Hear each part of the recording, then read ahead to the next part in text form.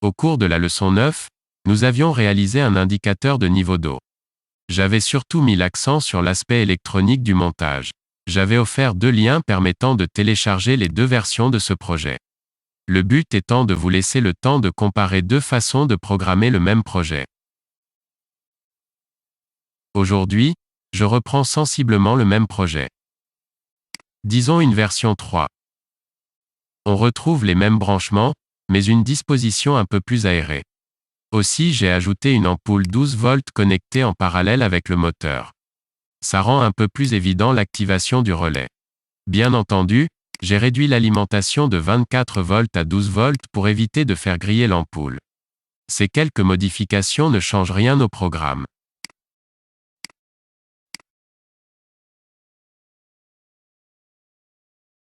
Dans chaque nouvelle leçon, j'essaie d'inclure au moins une nouvelle fonction, soit un nouveau type de variable, ou encore une approche complémentaire visant à en apprendre un peu plus sur une instruction.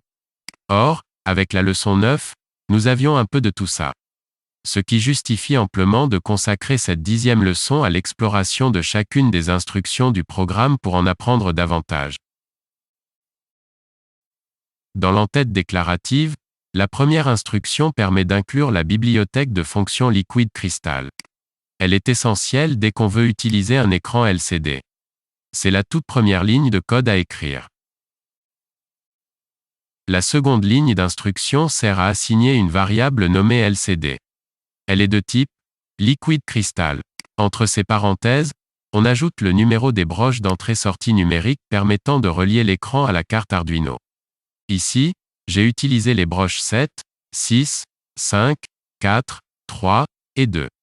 Comme on a déjà bien détaillé ces branchements au cours de la 6e leçon, je pense qu'il est inutile de s'y attarder davantage. Les 2 instructions suivantes assignent un nom de variable de type integer aux 2 broches d'entrée-sortie numérique 8 et 9. La broche 8 nommée relais est connectée à la bobine du premier relais de commutation. Quant à la broche 9, nommée mode, est connectée à la borne 2 de l'interrupteur à glissière en passant par une résistance de 220 ohms. Comme on peut le deviner, son rôle est de définir le mode de pompage. La ligne d'instruction suivante est particulière. Elle va initier à un nouveau type de variable. Je parle ici d'une variable de type string, avec un S majuscule. Ne pas confondre avec les variables string, avec un S minuscule. Pour en savoir davantage sur ce type de variable, j'ai ajouté 2 liens qui te conduiront aux pages de référence du site Arduino concernant ces 2 types de variables. Mais pour faire simple, disons que j'utilise ce type de variable pour réserver un espace de stockage mémoire en mode texte. Ici, je l'ai nommé mode pompe. Cela me permet d'attribuer à cette variable la valeur texte que je veux bien lui donner. Un peu plus loin, on verra que dans certaines circonstances, la variable mode pompe sera égale à remplir ou à vider. Les 2 instructions suivantes sont des variables de type integer. Nommées sonde et niveau, elles serviront à réserver un espace mémoire pour des nombres entiers définissant leurs valeurs qui varieront en cours d'exécution du programme. Soit le nombre de sondes impliquées, soit le niveau de l'eau, approximé en pourcentage. La dernière instruction de l'entête déclarative sert à assigner un nom de variable aux 6 broches d'entrées analogiques en une seule ligne de code. La variable de type integer, que j'ai nommée analogin, est suivie d'une paire de crochets, ou parenthèse carrée. Cette méthode me permet de créer un tableau indexé. La valeur entre les crochets n'est pas obligatoire. Cependant, si je l'initialise avec une valeur inférieure à la taille du tableau, cela peut provoquer un plantage du programme. Dans ce cas-ci, la taille du tableau correspond aux 6 numéros des broches d'entrée analogiques contenus entre les accolades. De là l'initialisation de la valeur 6 entre les crochets. L'autre méthode pour assigner un nom de variable à chacune des broches d'entrée analogiques consisterait à écrire une instruction pour chaque broche, comme ceci.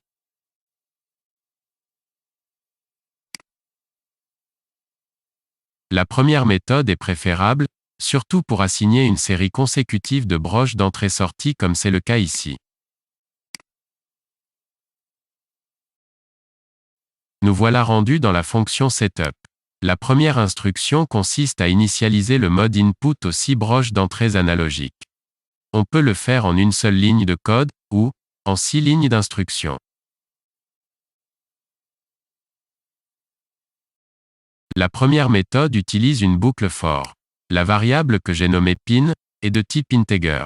Dès qu'on déclare une variable en dehors de l'entête déclarative, on parle d'une variable locale. Ce qui signifie que cette variable n'est valide qu'à l'intérieur de la fonction où elle a été déclarée. Rappelons que les variables déclarées dans l'entête déclarative sont des variables globales, ce qui signifie qu'elles sont valides n'importe où dans le programme. Ici j'ai nommé cette variable pin, mais après mûre réflexion et pour être plus explicite j'aurais dû la nommer index. C'est d'ailleurs ce que je vais faire à l'instant.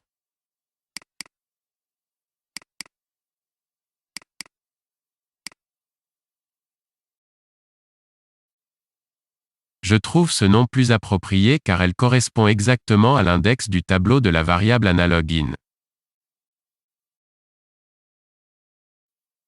L'autre méthode pour initialiser le mode input aux 6 broches d'entrées analogiques consiste à écrire une instruction pin mode par broche.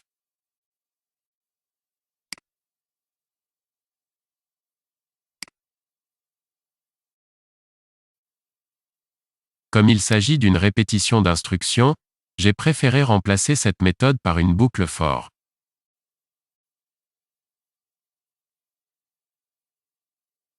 La valeur de départ de l'index d'un tableau est égale à 0.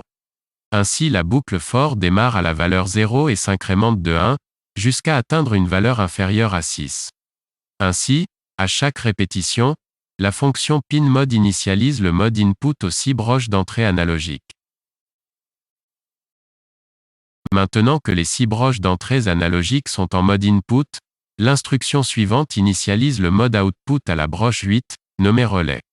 Cette sortie numérique sert à alimenter la bobine du premier relais, tandis que l'instruction suivante initialise le mode input à la broche 9, nommée mode. Cette broche, reliée à la borne 2 de l'interrupteur à glissière, sert à définir le mode de pompage. En position A, 5 volts sont envoyés à la broche 9 et fait passer sa valeur à high, ou à 1, c'est pareil. En position B, la broche 9 n'est plus alimentée, ainsi sa valeur passe à low, ou 0. L'instruction lcd.begin initialise l'écran LCD à 16 colonnes et 2 lignes. Je prends le temps de rappeler que cette instruction doit être placée dans la fonction setup, et avant toute autre instruction concernant l'écran LCD. Les 2 lignes suivantes sont facultatives. Ici elles servent à afficher 2 lignes de texte durant la fonction d'initialisation. Elles sont suivies de la fonction delay qui contient la valeur de 1000 millisecondes, juste avant la fonction lcd.clear. La fonction delay marque une pause de 1 seconde avant que la fonction lcd.clear efface le message d'initialisation. Immédiatement après le délai d'1 seconde et l'effacement du message d'initialisation, le programme quitte la fonction setup pour débuter l'exécution de la fonction loop. La première instruction appelle la fonction niveau lu. Cette fonction est une fonction personnalisée située en dehors de la fonction loop.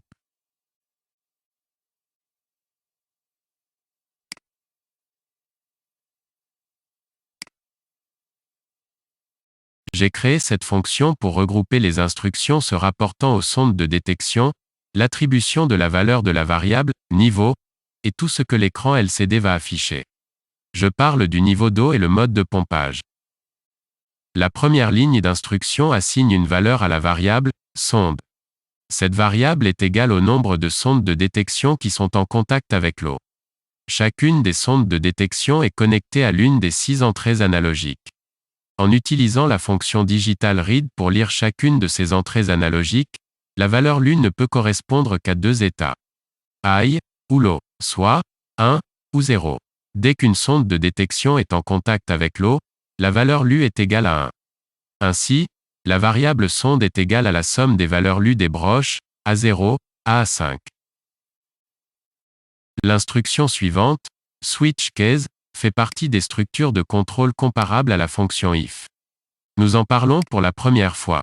J'aurais très bien pu utiliser cette ligne d'instruction en utilisant la fonction if, pour obtenir le même résultat. Par exemple en écrivant if sonde est égal à 0, alors niveau égale 0. Et faire de même pour les 6 autres niveaux. Étant donné qu'un cours d'initiation n'en serait pas un, si on n'apprenait pas un petit quelque chose de plus à chaque leçon, j'ai vu là une belle occasion d'aborder cette fonction.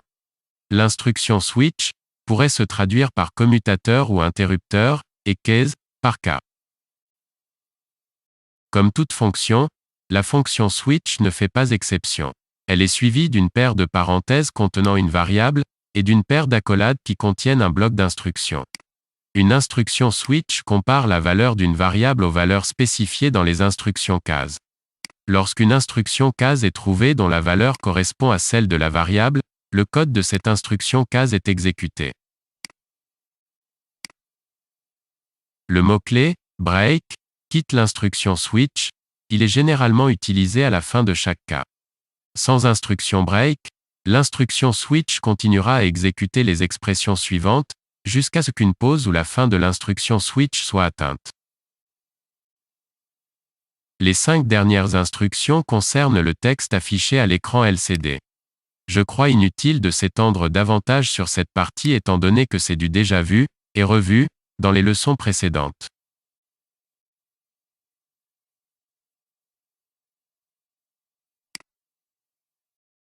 Maintenant qu'on a exploré le rôle de la fonction, niveau lu, suite à l'exécution de cette fonction, le programme revient aussitôt dans la fonction loop, pour exécuter les instructions restantes. L'instruction suivante utilise les fonctions if et else. Elle concerne la broche 9, nommée mode. Je pourrais traduire cette ligne d'instruction par if, si, c'est vrai que la valeur lue à la broche mode est égale à I, alors, la variable mode pompe est égale au texte remplir. Else, sinon, la variable mode pompe est égale au texte vider. Le texte de la variable mode pompe sera affiché sur la deuxième ligne de l'écran LCD, mais servira aussi de référence pour déterminer le mode remplir ou vider dans les 4 prochaines lignes d'instruction. Ces 4 lignes déterminent chacune les 2 conditions pour activer ou désactiver la pompe. Dans les 2 premiers cas, les conditions se résument par si mode pompe est égal à remplir et que le niveau est égal à 0, la fonction digitalWrite écrit la valeur I à la broche relais. Cela active la pompe. Elle restera activée jusqu'à ce que la seconde instruction soit vraie. C'est-à-dire qu'en mode remplir, et lorsque le niveau sera égal à 100, la fonction digitalWrite fera passer la valeur I à l'eau. Quant aux 2 dernières instructions, elles concernent le mode vidé. La principale différence c'est que le mode et les niveaux sont inversés. Il va de soi que l'on peut modifier les niveaux bas et hauts. Par exemple, en mode remplir, si on veut que le réservoir ne baisse pas en bas de 50%, on remplacera la valeur niveau égale 0 par niveau égale 50. Bref, les niveaux bas et hauts sont précisés dans ces 4 dernières instructions. La version 3 de ce projet ainsi que les références Arduino concernant les nouvelles fonctions présentées sont disponibles grâce au lien que j'ai ajouté dans la description de cette vidéo. En espérant que cette présentation vous a été utile, si c'est le cas, cliquez sur j'aime, et n'hésitez pas à nous laisser vos commentaires. Aussi, partagez cette chaîne avec vos amis et encouragez-les à s'abonner. C'est grâce à votre interaction si nous poursuivons dans cette direction. Depuis le début de ce projet de cours d'introduction à la programmation Arduino, 1200 nouveaux abonnés nous ont rejoints. C'est très encourageant. En effet, et nous travaillons déjà sur la prochaine leçon. D'ici là, nous vous disons Merci de votre attention, au revoir et à très bientôt.